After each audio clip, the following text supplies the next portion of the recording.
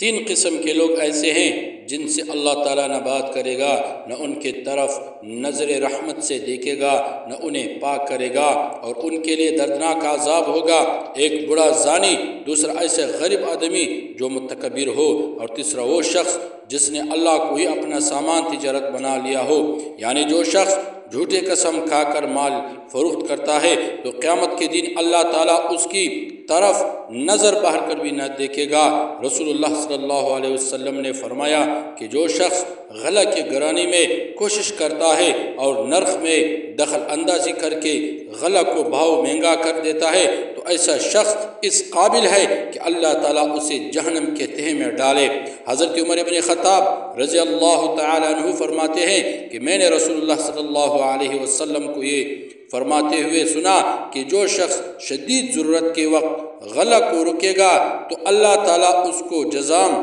اور افلاس میں مبتلا کر دے گا۔